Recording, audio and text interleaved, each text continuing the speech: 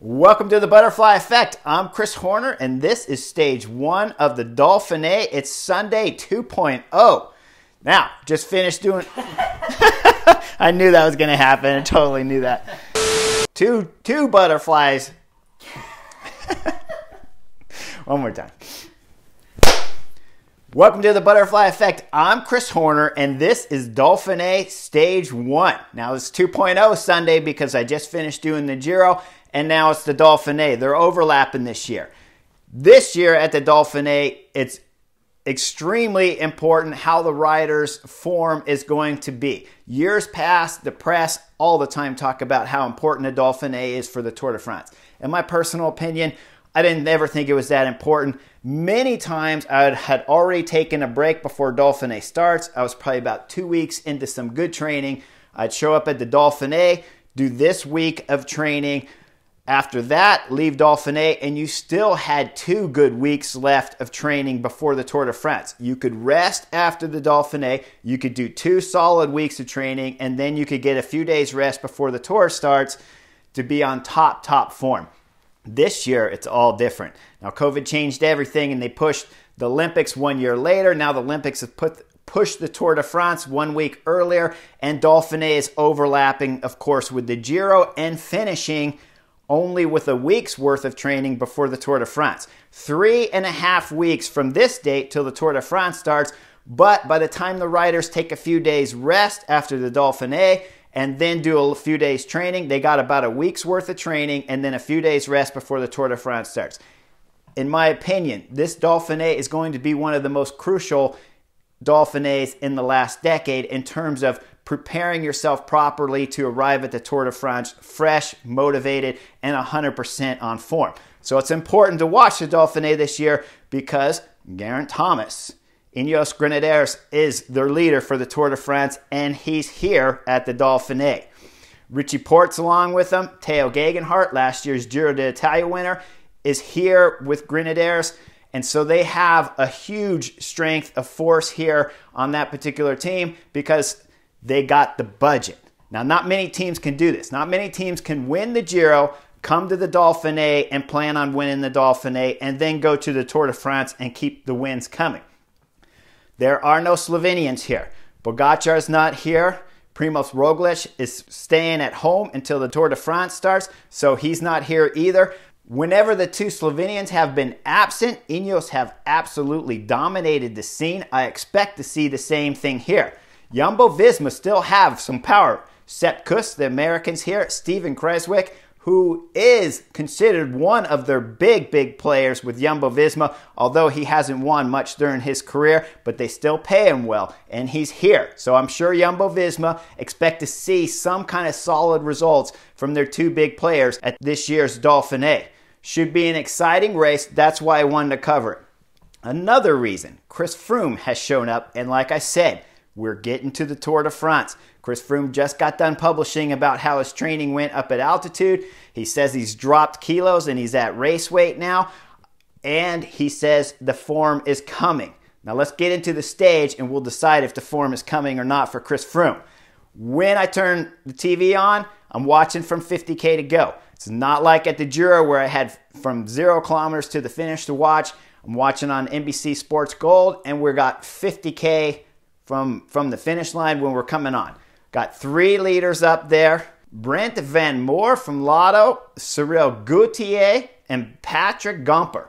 Now, Ian Garrison from Deceuninck Quickstep was up there, but he's already been dropped, so they had a 4-man break originally of about 5 minutes max.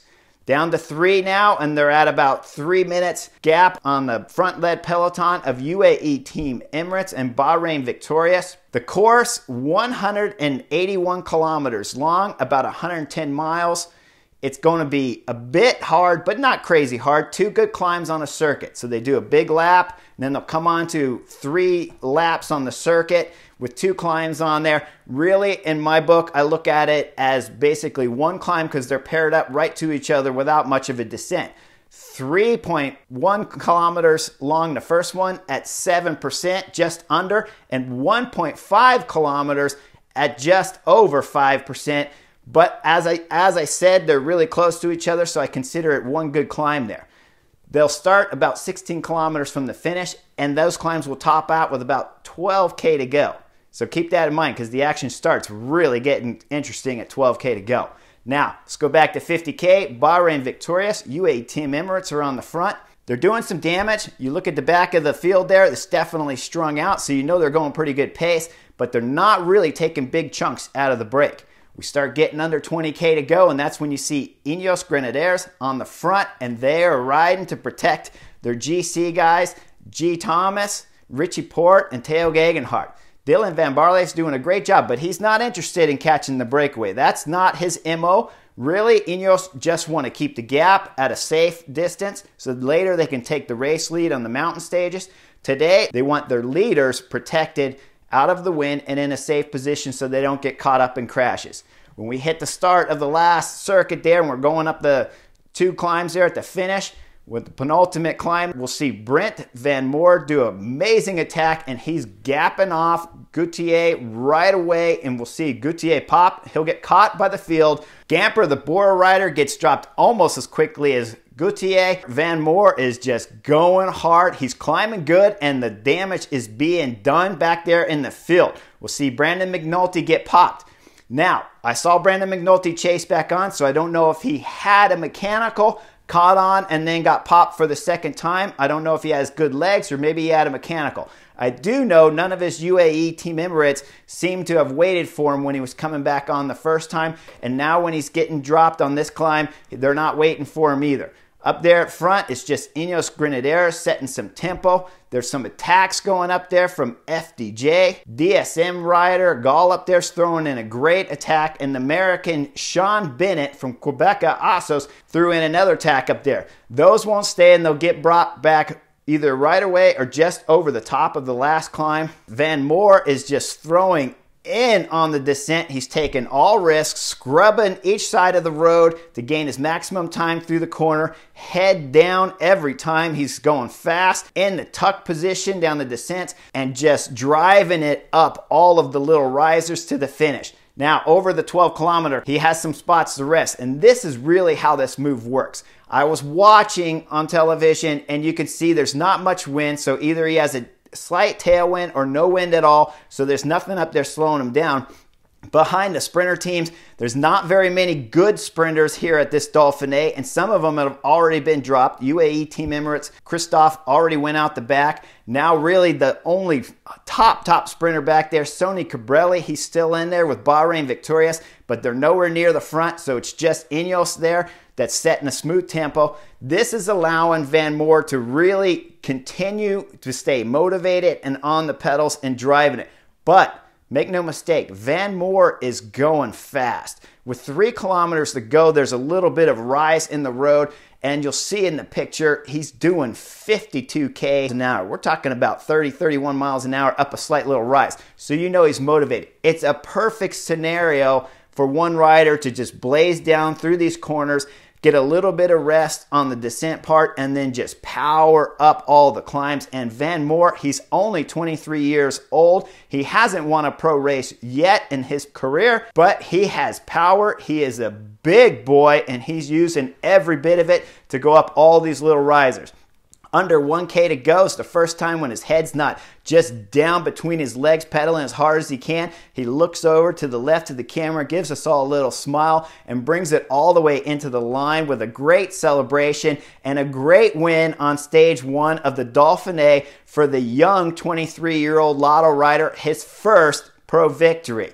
Now, not only did he get the win, the kid got the yellow jersey, he got the mountains jersey, he got the sprint jersey, and I already told you he's 23 years old, so he got the young jersey too. He got everything. He's on the podium for every prize that they have on today's stage available. Fantastic ride for Lotto Soudal and Van Moor. Congratulations. Great win.